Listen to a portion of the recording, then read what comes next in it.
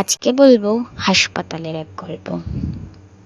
শহরের উপকণ্ঠে এক পুরনো হাসপাতাল আছে, যেখানে বহু বছর আগে এক ভয়াবহ অগ্নিকাণ্ডে সার্জারি চলাকালীন 3জন রোগী মারা যান।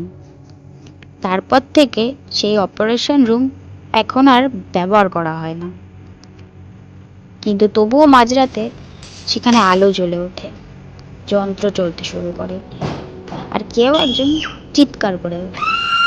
এক রাতে একজন সাহসী ইন্টার্ন সাহস করে সে অপারেশন রুমে ঢোকে।